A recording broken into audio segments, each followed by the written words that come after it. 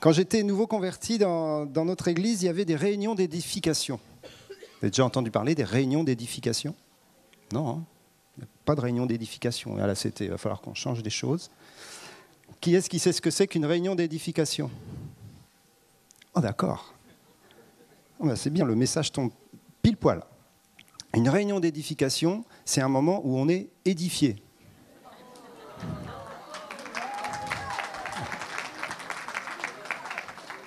Pas mal. C'est quoi édifier? C'est construit, bâti. C'est un moment où on est fortifié, construit, affermi. Donc des réunions d'édification, on en a vraiment besoin. Vous avez besoin d'édification. On a besoin d'être fortifié, d'être affermi, d'être construit, d'être bâti. Et donc les réunions d'édification en question, auxquelles j'ai assisté, c'était des réunions d'édification comme ce qu'on est en train de faire tout de suite. C'est-à-dire qu'il y avait quelqu'un qui venait, qui ouvrait la Bible et qui commençait à enseigner des choses. C'était une étude biblique. En fin de compte, c'était ça. La réunion d'édification, c'était une étude biblique. Et après, quand j'ai continué à avancer dans ma marche avec Dieu, à étudier la parole, j'ai trouvé un principe sur l'édification qui est assez étonnant. Il se trouve dans l'Épître aux Corinthiens au chapitre 8 et au verset 1er. Et vous connaissez peut-être ce verset qui nous dit « La connaissance enfle, c'est l'amour qui édifie. » Waouh! La connaissance enfle, l'amour édifie. Et vous savez, quand Paul parle, il s'adresse à un contexte grec. Il parle aux Corinthiens. On est dans le contexte de la philosophie. On est dans le contexte où la connaissance intellectuelle est très importante et la connaissance, le savoir est essentiel.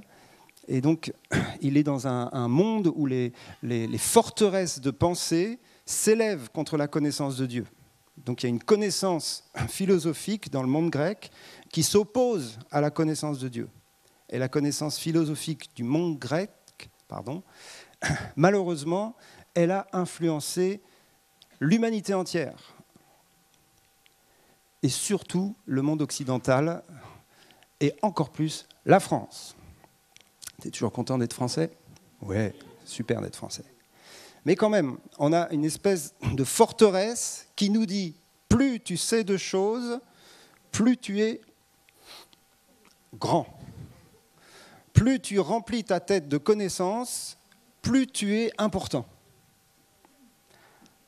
C'est une forteresse qui s'oppose à la connaissance de Dieu. Parce que la connaissance de Dieu nous dit, plus je connais Dieu, plus je réalise que je ne sais rien. C'est l'opposé, quoi. C'est incroyable. Donc notre système de vouloir remplir notre tête de connaissances intellectuelles, qui n'est pas mauvais en soi, je n'ai rien contre les connaissances intellectuelles, bien sûr, mais ce n'est pas cela qui nous édifie. Et le risque de cela, c'est de nous faire enfler, gonfler. Pour ceux qui étaient là cette semaine, on a eu un espèce de PowerPoint de Luc Maroni qui montrait un gars en train de gonfler un ballon. Certains ont vu ça, donc tout le monde rigolait. Et en fin de compte, une réunion d'édification qui ne fait que communiquer de la connaissance ne fait que gonfler nos ballons.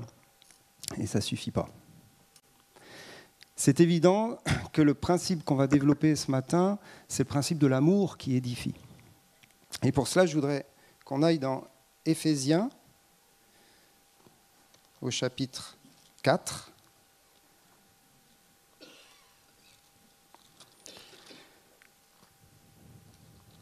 Et au verset 16. On se remet dans le contexte. Éphésiens 4, c'est tout le chapitre qui nous parle que Dieu a donné des dons pour l'édification, justement. Les pasteurs, les docteurs, les prophètes, etc. Donc tous les ministères qui ont été donnés au corps sont donnés pour faire croître, pour fortifier, pour édifier le corps. Mais il continue son texte en arrivant au verset 16 en disant « C'est de lui et grâce à tous les liens de son assistance que tout le corps, bien coordonné et formant un solide assemblage, tire son accroissement selon la force qui convient à chacune de ses parties et s'édifie lui-même dans l'amour. » Donc il termine tout son enseignement sur les dons, sur les ministères, en disant en fin de compte, il y a un principe d'édification qui existe dans le corps et qui commence de la tête, et la tête c'est Jésus, et qui dit que nous sommes tous reliés à Jésus, nous sommes tous en relation avec lui, et c'est de lui que nous tirons la capacité de l'accroissement et de l'édification du corps. C'est parce que nous sommes tous unis à lui, parce que nous sommes tous en relation avec lui, que le corps va pouvoir s'édifier si chacun trouve sa place, si chacun commence à grandir dans sa relation et dans sa connaissance du Seigneur, si chacun se met à sa place dans le corps commence à se construire, à se bâtir, à s'édifier. Comment ? Dans l'amour. Donc, en fin de compte, il parlait des ministères, il parlait de plein de choses très, très spies, entre guillemets, très intéressantes et très vraies, mais il finit en disant, mais ce qui édifie au travers de tout cela, c'est l'amour. C'est ça qui va construire nos vies, et c'est ça aussi qui va construire l'Église, le corps, dans la ressemblance à Dieu. Vous savez que le corps de Christ, c'est la prolongation de Christ. Nous sommes chacun membre du corps de Christ. Et Christ révèle le Père. Et le Père est amour. Et l'amour de Dieu va se révéler dans le monde par l'Église. Waouh! Ça, c'est un sacré défi. Ça rappelait Jésus, lorsqu'il était sur terre, il a dit « Celui qui m'a vu a vu le Père ». Ok, ça c'est bon. On sait que Jésus est l'image parfaite de Dieu, donc il peut dire ça, et quand tu contemples Jésus, tu vois le Père. Mais quand Jésus est parti, il a dit « Maintenant, c'est vous qui êtes la lumière du monde. C'est vous qui allez continuer à refléter la présence de Dieu dans le monde. » Et Dieu est amour. Et c'est pour ça que Jésus dira à ses disciples, dans Jean 13, « À ceux-ci, tous connaîtront que vous êtes mes disciples, à l'amour que vous aurez les uns pour les autres. » Donc ce qui va caractériser les disciples de Jésus, pour Jésus, c'est l'amour qu'ils auront les uns pour les autres. C'est la pierre angulaire qui fait de nous des disciples de Christ. Nous sommes disciples de Jésus-Christ parce que nous aimons nos frères et nos sœurs. On parlait de la parité. C'est incroyable ça. On est disciples de Jésus parce qu'on est capable d'aimer nos frères et sœurs. En fin de compte, c'est hyper facile d'être chrétien.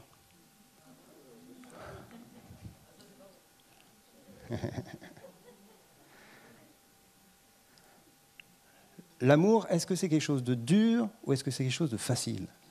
Vous allez me dire, c'est ni l'un ni l'autre. On est bien d'accord. Mais on peut résumer la vie chrétienne par le commandement de l'amour. Aimer Dieu et aimer son prochain. L'amour, c'est ce qui synthétise toute la parole de Dieu, tous les commandements. Jésus a simplifié les choses, il les a mises dans un commandement. Tu aimeras le Seigneur de tout ton cœur et tu aimeras ton prochain. Ça, c'est le commandement de l'Ancienne Alliance. Et Jésus donne un commandement nouveau que vous connaissez bien. Aimez-vous les uns les autres comme je vous ai aimés. Et moi, je trouve que c'est super. Parce qu'en fin de compte, on n'a pas besoin d'essayer d'être des bons chrétiens. On a besoin simplement de s'aimer les uns les autres. Moi, ça me simplifie la vie, quoi. Franchement.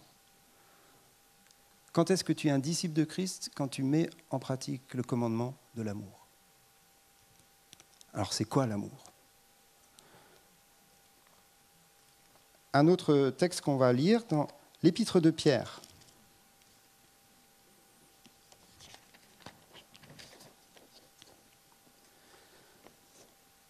« 1 Pierre 1, 22 »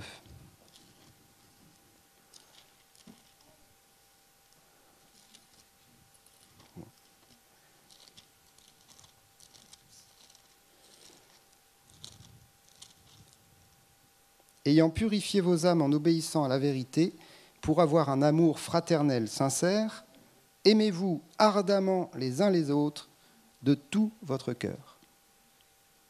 Ça, c'est Pierre. Il pousse le bouchon. Lui. C'est plus juste aimez-vous les uns les autres, c'est aimez-vous ardemment les uns les autres de tout votre cœur. Vous savez, Pierre, c'est un peu le fonceur de la bande. Hein. Donc ça se voit aussi dans son expression là. il va loin. Il parle d'un amour ardent. Je ne sais pas si ce que ça donne pour vous, si vous avez déjà aimé quelqu'un avec ardeur. Vous allez me dire, ouais, mais ça, c'est réservé aux couples, aux fiançailles. Donc, on n'est pas dans ce domaine-là, bien évidemment. C'est une autre ardeur. C'est une ardeur qui est spirituelle. C'est une ardeur qui vient du cœur de Dieu. C'est une ardeur qui n'existe qu'en Dieu, qu'en Christ. L'amour de Christ l'a tellement pressé son cœur qu'il a donné sa vie pour nous. Ça, c'est un amour ardent, c'est un feu. C'est quelque chose qui est absolument incroyable, qui le pousse à aller jusqu'à donner sa vie. Donc c'est de cette ardeur dont il est question. Aimez-vous ardemment les uns les autres de tout votre cœur. Comment est-ce qu'on va faire pour atteindre ce niveau d'ardeur ? Si je vous laisse juste ça ce matin, vous allez dire, bon, qu'est-ce qu'on fait avec ça, quoi ? Est-ce qu'on s'aime ardemment ? Il nous met ça comme un commandement, et en plus comme une conséquence de notre nouvelle naissance. Vous avez été purifiés pour vous aimer ardemment les uns les autres. Et en fin de compte, la réponse, une des réponses à cela, c'est l'image d'une roue de vélo.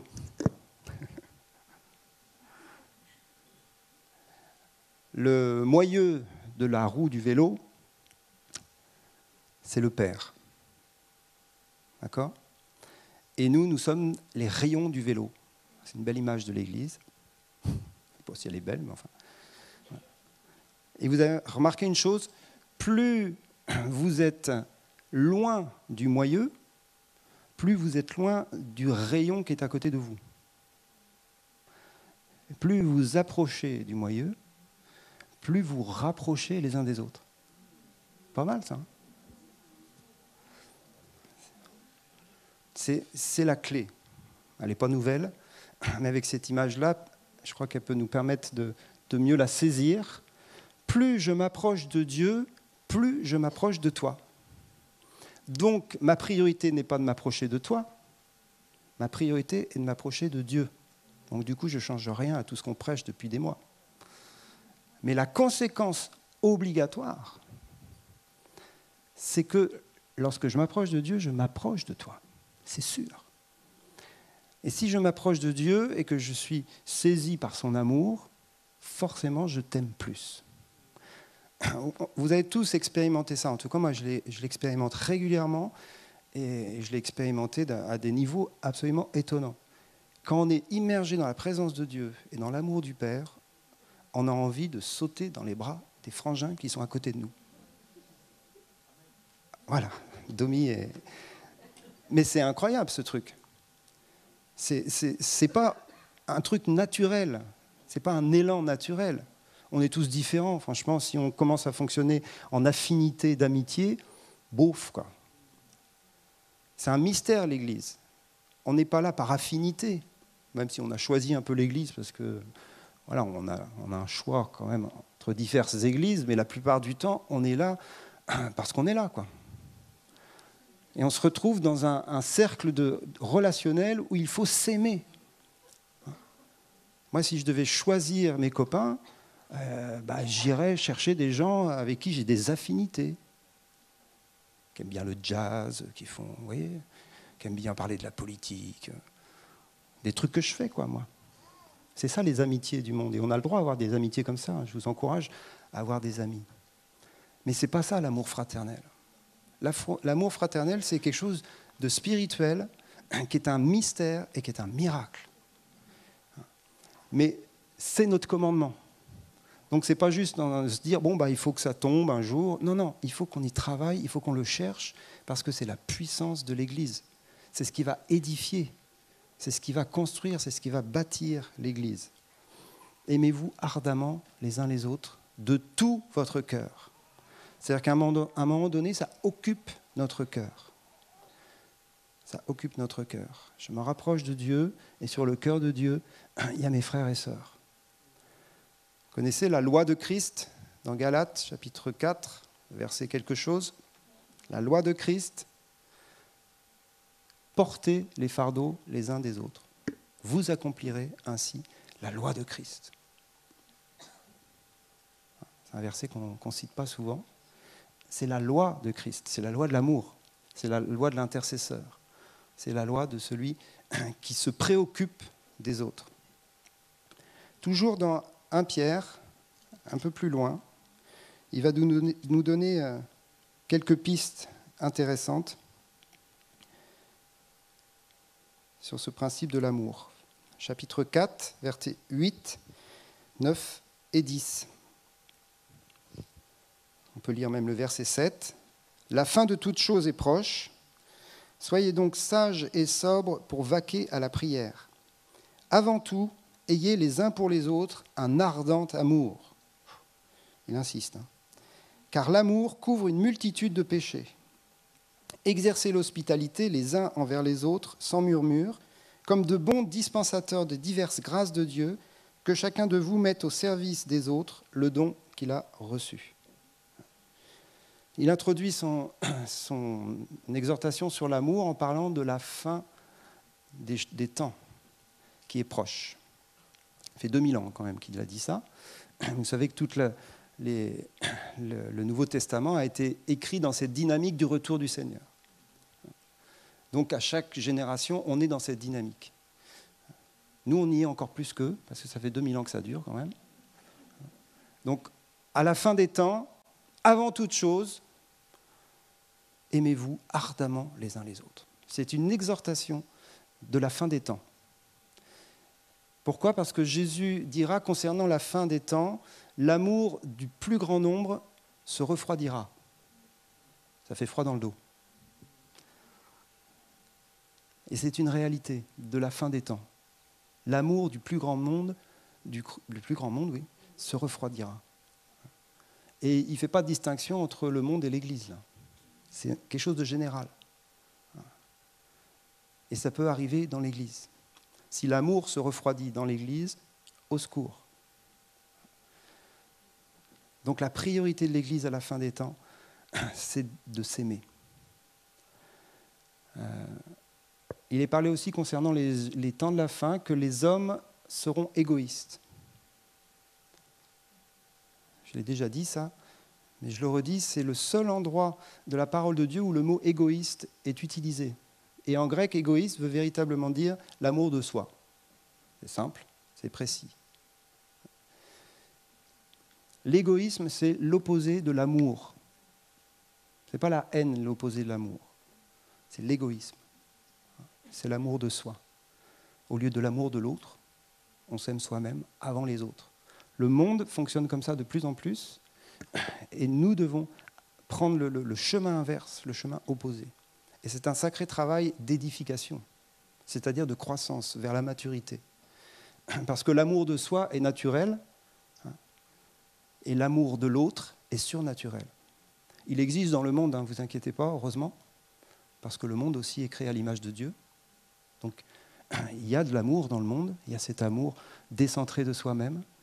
Mais bien souvent, quand vous creusez l'origine de cet amour, vous allez voir que c'est lié à l'Évangile, à une culture, à une éducation, qui a appris à sortir de soi-même pour s'occuper de l'autre. On appelle ça maintenant l'altruisme, un regard vers le besoin de l'autre, et le monde travaille aussi à cela. Mais l'Église, ce n'est pas une des activités de l'Église, c'est la nature même de l'Église. On pourrait dire, tiens, on va faire des agapes. Vous savez, dans certaines églises, il y a des agapes régulièrement le dimanche midi, et c'est très sympa. Mais ça remplit la case amour fraternel. Mais ce n'est pas une case, l'amour fraternel. C'est un style de vie. Ce n'est pas une case. C'est une maturité chrétienne. Et dans les derniers temps, c'est cette église que Dieu est en train de bâtir. Alors, il nous donne 3 petites pistes toutes simples. Notre Pierre, après avoir dit « aimez-vous ardemment les uns les autres », il nous donne 3 pistes. Et je trouve que c'est bien d'avoir des pistes concrètes. La Bible est concrète. Et on va voir que l'amour ardent est très concret en fin de compte. Et la première piste qu'il nous donne, c'est le pardon. L'amour couvre une multitude de péchés, de fautes. C'est le pardon, c'est la première piste, mais on va dire c'est le fondement de l'amour, c'est le fondement du relationnel dans l'Église et au-delà de l'Église, dans la famille. C'est le fondement. Nous devons être des machines à pardonner. Pourquoi je dis des machines? Parce que vous vous rappelez, lorsque Pierre demande à Jésus, « Seigneur, combien de fois est-ce que je vais devoir pardonner mon frère quand même ?» Il commence à me gonfler, quoi. Et le Seigneur lui dit, jusqu'à 77 fois, 7 fois, par jour. Par jour. C'est pour ça que je dis des machines à pardonner. Ça veut dire quoi? Ça veut dire que le pardon, c'est un style de vie. Hein? De la même manière que tu respires pour vivre, de la même manière tu pardonnes pour être disciple de Christ. Ok? Mais ce n'est pas juste une blague. Vous connaissez. Je blague, mais pour dire des choses sérieuses. C'est un style de vie, le pardon. Et c'est un style de vie qui s'appelle l'accueil. Accueillez-vous les uns les autres comme Christ nous a accueillis. Comment est-ce que Christ nous a accueillis? En nous pardonnant. Il n'a pas fait autre chose pour nous accueillir. En nous pardonnant. En nous acceptant tels que nous sommes, avec nos péchés. Et alors que nous étions encore pécheurs, Christ est mort pour nous. Donc son pardon, c'est la porte de la relation avec lui. Et c'est pareil les uns avec les autres. Tant que la source du pardon est ouverte dans ton cœur, alors la porte de la relation est ouverte. C'est une porte, le pardon. Et c'est quoi le contraire du pardon? C'est l'amertume, mais c'est aussi le jugement. C'est le jugement. Et quand on commence à se juger les uns les autres, on ferme la porte au relationnel. Et on sait comment ça fonctionne dans nos têtes. Le jugement, ça peut être un style de vie aussi. Je ne vais pas faire lever la main, mais ça peut être un style de vie, ça peut être le style de nos vies et de ma vie. Alors bien sûr, je ne juge pas tout le monde. Je juge ceux qui méritent d'être jugés. En fin de compte, c'est tout le monde. Mais ben oui, c'est tout le monde. On fait tous des bêtises. On n'est tous pas à la hauteur de tes attentes. Je ne serai jamais à la hauteur de tes attentes. Dis ça à ton voisin, ça va le calmer. Je ne serai jamais à la hauteur de tes attentes. Et dans le couple, c'est bien de dire ça. Et dites-le dès le départ. Hein. Le lendemain du mariage, tu le dis. Comme ça, c'est bon. Je ne serai jamais à la hauteur de tes attentes. Donc, si tu veux m'aimer, il faut que tu me pardonnes. Il faut que tu apprennes à me pardonner. Alors, bien sûr, on est des gens équilibrés. Hein. On ne va pas faire exprès de blesser les gens pour pouvoir être pardonnés. Mais on blessera les gens. Qui est-ce qui a déjà blessé quelqu'un ici? Levez la main. Nous avons tous blessé quelqu'un et nous continuerons à blesser quelqu'un. Donc l'amour ne parle pas de vie relationnelle sur un nuage où tout se passe bien. Ça n'existe pas. Ça existera. Mais pour l'instant, l'amour, c'est dans un contexte où on peut être blessé. Et vous le savez, on n'a pas besoin de faire tout un cours. Les relations les plus proches sont les relations qui peuvent être susceptibles de nous faire le plus de mal. Évidemment, puisqu'elles sont les plus proches. Vous voulez toujours vous aimer les uns les autres? Deuxième exhortation de Pierre, exercez l'hospitalité les uns envers les autres sans murmure. S'il rajoute sans murmure, c'est que ça devait être un peu... Voilà. Soyez hospitaliers. Hospitalité. J'ai été dans le grec, là, j'ai fait un peu le savant. C'est le mot philoxénos. Philo, aimer, xénos, l'étranger. Xénophobie, ne pas aimer l'étranger. Avoir peur, oui, tu as raison, phobie. Et philoxénos, j'allais dire xéros, ça c'est autre chose, c'est une marque de... Xénos, c'est aimer l'étranger. Soyez ceux qui aiment l'étranger. Vous allez me dire, ça n'a rien à voir avec la communion fraternelle. Si. Ça a à voir avec la communion fraternelle. Je reviens à ce que je disais tout à l'heure. La communion fraternelle, c'est pas avoir un petit groupe d'amis où on s'entend bien. Et ouais, c'est chouette, on est dans un cercle relationnel où on s'accueille les uns les autres. Ça, le monde sait faire. Donc on ne fait que ce que font tout le monde. Donc, non. La communion fraternelle, c'est accueillir celui qui est un étranger relationnellement. Il peut l'être dans sa race, dans sa nationalité, mais là on insiste sur le fait qu'il est étranger à nous relationnellement. Et il y a dans l'Église des gens qui sont étrangers relationnellement, à chacun d'entre nous. On a nos cercles de relations et c'est normal. Et puis il y a les autres. Il y a les autres. Et là, il nous donne un principe qui brise, et c'est le but, qui brise l'éloignement relationnel, c'est l'hospitalité.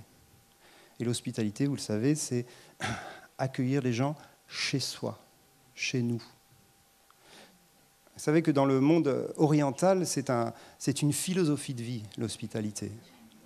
Accueillir l'étranger, s'ils ont un étranger qui passe dans le village, ils vont se bagarrer pour l'avoir chez eux, quoi. Tellement c'est ancré dans leur mentalité. Ce n'est pas trop le cas chez nous, mais c'est le cas dans le royaume. C'est un principe du royaume, l'hospitalité, l'accueil. Et c'est faire entrer les gens dans notre intimité. La maison, c'est le lieu de l'intimité. Et il n'y a pas besoin que ce soit une super maison, tout équipée, luxueuse et tout. Ça peut être un truc très simple. Quand on s'est converti avec Nathalie, on vivait dans 9 mètres carrés. Bon. Je ne vais pas vous demander la prière, ça y est, on s'est mariés, on vivait dans 9 mètres carrés, on est resté 2 ans et demi dans les 9 mètres carrés. Dans ces 9 mètres carrés, pratiquement tous les dimanches, il y avait des gens à manger. Très souvent, il y a des gens à dormir. Oula, là, ça se complique quand même. Les copains qui n'avaient pas où dormir. 9 mètres carrés. Alors, je ne veux pas fermer. C'est juste pour dire, peu importe ton chez-toi, ce n'est pas ton chez-toi qui va faire que tu es accueillant. C'est toi qui va faire que tu es accueillant ou pas. On est d'accord. Mais quand même, quand on fait venir les gens chez nous, ils vont découvrir autre chose que ce que vous êtes à l'église. Déjà, ce qui est affiché sur vos murs, la manière dont vous avez nettoyé la moquette ou pas. La vraie vie, quoi. Mais c'est ça, la vie chrétienne, c'est la vraie vie. Et la vraie vie, elle passe tôt ou tard par chez toi. Alors, souvent, on se cache derrière ceux qui ont le don d'hospitalité. Oh, c'est chouette. Lui, il a le don d'hospitalité. Moi, je ne l'ai pas. On peut se cacher comme ça, si vous voulez. Mais là, Pierre, il parle à tout le monde.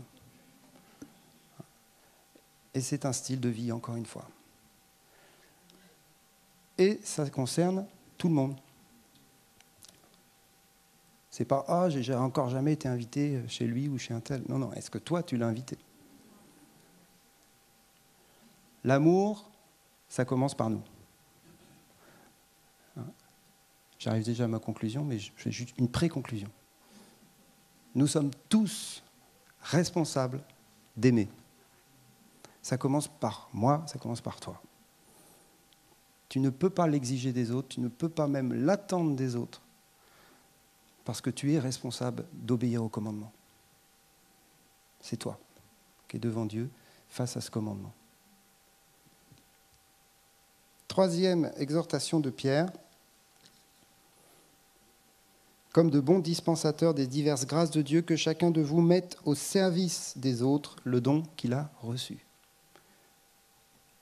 Exhortation simple, l'esprit de service. L'esprit de service est une des clés principales de l'amour fraternel. L'amour fraternel, ce n'est pas rigoler ensemble, manger une bonne pizza. Le monde sait le faire. Donc ça, c'est l'amour philéo, les amitiés, le relationnel, qui est super chouette, que j'aime beaucoup. Chacun a sa vie à ce niveau-là, et certains sont plus relationnels que d'autres. Vous voyez, donc ça, c'est autre chose. Mais là, on parle de l'amour fraternel, c'est-à-dire spirituel, celui qui vient d'en haut, qui vient de Christ, il est manifesté par un esprit de service envers les autres. Qu'est-ce que je peux faire pour t'aider? C'est ça que pose la question de celui qui aime son prochain et son frère et sa sœur. Qu'est-ce que je peux faire pour toi? Donc là, dans le contexte de Pierre, il nous parle de mettre nos dons au service des autres. Donc ça, c'est déjà une chose qu'on peut faire. Nos dons peuvent être utiles pour les autres. Mais au-delà de nos dons, soyons serviteurs les uns des autres. Et c'est Paul qui le dit dans Galates. Vous vous rappelez, il dit « Faites pas de la liberté un prétexte pour vivre selon la chair, mais rendez-vous par amour, serviteurs les uns des autres. » Donc comment est-ce que je fais pour aimer mon frère? Je cherche ce dont il a besoin et que je peux combler. Peut-être il a besoin de sous. Peut-être il a besoin de soins. Merci. Quelqu'un d'autre? Il y a plein de besoins différents et variés. Peut-être il a besoin simplement de relationnel, parce qu'il est seul. Et la solitude est une arme de l'adversaire, vous le savez. C'est une arme en plus du XXIe siècle dans nos sociétés occidentales, la solitude. Il y a un découpage de la société en microcosme, au point où on est de plus en plus isolés les uns des autres. Ça n'a jamais été comme ça dans les autres sociétés avant, dans notre histoire en tout cas occidentale. Mais c'est de plus en plus ça. Donc il faut qu'on aille à l'inverse de ça. Et c'est un sacré boulot, c'est un combat spirituel. Alors bien sûr, le fait de se réunir ici, c'est une solution. Hein. Je ne parle pas du culte, mais je parle de venir ici et de faire des choses ensemble. Mais au-delà, chez nous, chez les uns, chez les autres, briser la forteresse de la solitude. On n'est pas à Paris ici, mais à Paris intramuros, c'est 70% de la population qui vit seule chez soi. C'est énorme. Mais bon, Toulouse, centre, ça doit ressembler un peu à ça au bout d'un moment. La solitude doit se combattre, et l'Église est armée pour combattre la solitude.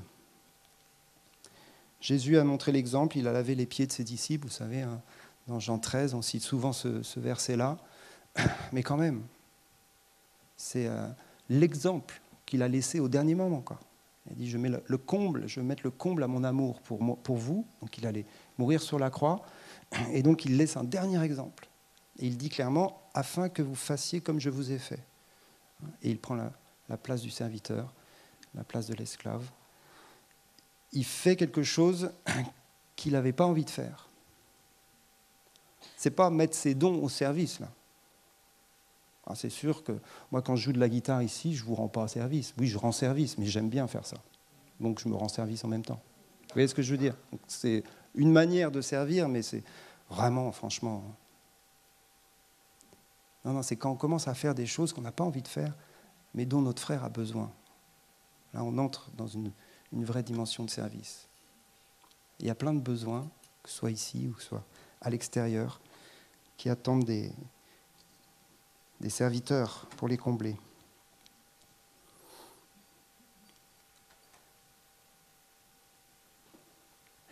On a cité Pierre, je vous cite un verset de Paul aussi qui est intéressant, dans Romains 12, 10. « Par amour fraternel, soyez pleins d'affection les uns pour les autres, par honneur, usez de prévenance réciproque. » Là aussi, il nous donne deux points.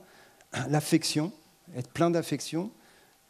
Et ça, je l'ai dit tout à l'heure, c'est quelque chose qui fait partie de notre communion avec Dieu. On peut être rempli d'affection les uns pour les autres. Il y a des moments, j'ai envie de serrer les gens dans mes bras. Je ne le fais pas. Souvent, c'est des filles qui sont autour de moi. Donc. Mais vous voyez ce que je veux dire? Il y a un élan affectif, quoi. Pas tout le temps, hein. Je ne suis pas tout le temps comme ça. Mais on va dire, quand je suis rempli de l'esprit, pour être spirituel, j'ai envie de ça, de manifester de l'affection. C'est tellement super, quoi. t'es chouette, je t'aime, t'es génial. J'aime bien être avec toi, j'aime bien être dans ta présence. Non? Oui? Oui? Et du coup, on peut se témoigner de l'affection les uns aux autres. Saluez-vous les uns les autres par un saint baiser. Ça, c'est le truc très spirituel. Mais ça veut dire quoi, ça? Ça veut dire ayez de l'affection les uns pour les autres. Et après, il nous donne une expression qu'on n'utilise pas souvent, avoir de la prévenance réciproque. J'ai creusé un peu ce terme-là. Prévenance, là aussi dans le grec, c'est un mot qui veut vraiment dire aller à l'avant de quelqu'un pour être disponible avant même que la personne s'y attende. C'est dans l'idée de l'accueil et de l'esprit de service. C'est-à-dire, je sais que quelqu'un a besoin de quelque chose et je prévois à l'avance de lui donner ou de lui manifester. Ok ? Ça, c'est l'accueil. On parle souvent de l'accueil dans l'Église comme étant un point essentiel, ici et dans toutes les églises. Hein. Ça peut être travaillé. L'accueil, ce n'est pas juste, voilà, on salue et puis on place les gens en Amérique, ceux qui vous accueillent, ils vous placent, c'est les ushers, ou je ne sais plus quoi. Là. Mais on peut s'accueillir tous mutuellement à partir du moment où on prévoit d'être accueillant. Et on peut même prévoir d'accueillir une personne bien précise parce qu'on sait qu'elle a besoin juste de chaleur, etc., ou quelque chose de pratique aussi. Ça nous parle de politesse, dans le sens noble du terme, être polis les uns avec les autres. Donner son siège à la vieille dame dans le métro. Et ça, c'est de la prévenance. Et bien, il faut que ce soit dans nos relations. C'est super d'avoir... Tu entres et tu es le roi, tu es le prince. Les gens ont de la prévenance envers toi. Et si on fait ça les uns pour les autres, c'est vachement agréable de venir à l'église. Non ? Bon. Voilà, et pour résumer tout ce que je viens de dire, je vous donne 3 derniers points qui sont les miens, et qui sont basiques de chez basique. L'amour demande 3 choses. Première chose, passer du temps ensemble. Il n'y a pas besoin d'avoir fait Harvard pour dire ça. Puisque l'amour, c'est du relationnel, avant tout, il faut passer du temps ensemble. Là, on passe du temps ensemble, mais il n'y a que moi qui vous aime, là, pour l'instant. Vous voyez ce que je veux dire, quoi. On n'est pas dans l'interaction les uns avec les autres. Donc, ça ne parle pas des réunions. Ah, merci. Non, mais c'est pas ça que je cherchais. Hein. Je me suis fait piéger. J'avais envie de faire un schéma au tableau. Vous mettez plein de points sur une feuille. Et c'est tous les membres de l'Église. D'accord ? Plein de points, éparpillés les uns les autres. Et chaque point va être en relation avec pas mal de gens, quoi. Donc vous faites des lignes entre les points qui sont en relation les uns avec les autres. D'accord ? Et si tout le monde est en relation avec tout le monde, donc ça c'est l'idéal, vous avez un espèce de schéma complètement délirant, c'est-à-dire des traits dans tous les sens, des connexions, vous voyez ce que je veux dire, hein ? Chaque point en connexion avec tous les autres points, ça fait un truc complètement... Voilà. C'est tout sauf un culte, ça. C'est tout sauf une réunion d'édification. Et pourtant, c'est la meilleure des édifications. C'est-à-dire que nous sommes tous connectés les uns aux autres pour l'édification. Et ça nous amène à l'expression la plus forte de l'amour que Jésus nous ait donné, toute simple, les uns les autres. Aimez-vous les uns les autres. En grec, c'est allélon. Vous avez cette expression plus de 30 fois dans le Nouveau Testament, avec toutes sortes d'exhortations. C'est aimez-vous les uns les autres, c'est accueillez-vous les uns les autres, c'est exhortez-vous les uns les autres, C'est édifiez-vous les uns les autres, consolez-vous les uns les autres, priez les uns pour les autres, etc. C'est un style de vie d'église qui implique chacun d'entre nous. Ce n'est pas la responsabilité pastorale, ce n'est pas la responsabilité des ministères, c'est la responsabilité de chacun dans l'église. D'être en relation les uns avec les autres et d'apporter notre amour, notre affection, nos dons, nos talents, notre service, les uns aux autres.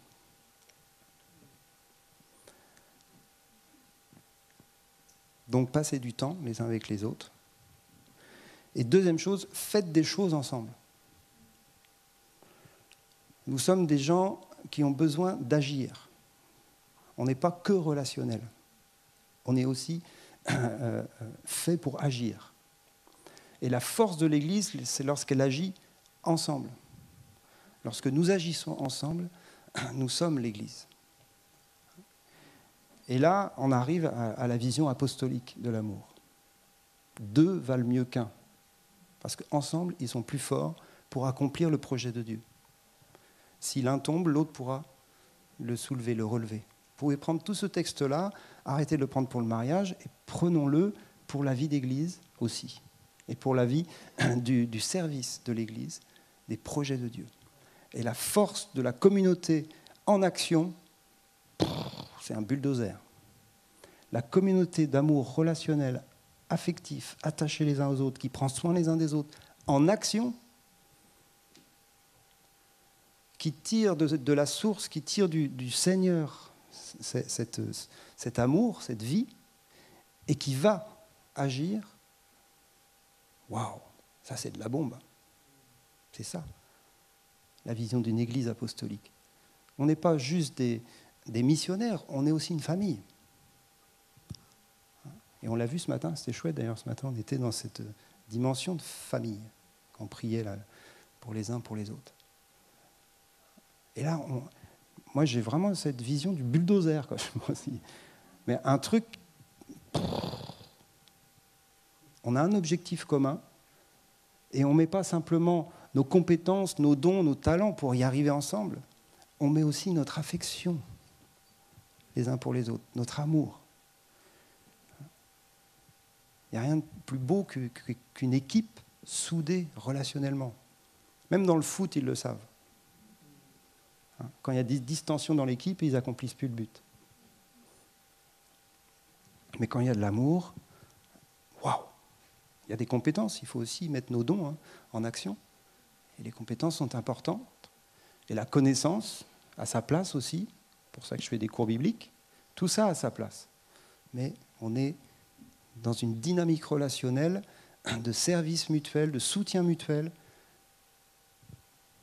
qui va faire le job face à la puissance de l'ennemi. L'amour est plus fort que la mort. L'amour, c'est l'arme par excellence. On en a d'autres. On pourrait faire tout un enseignement sur la prière. Mais là, on parle de l'amour, et c'est une arme spirituelle étonnamment puissante face à l'adversaire.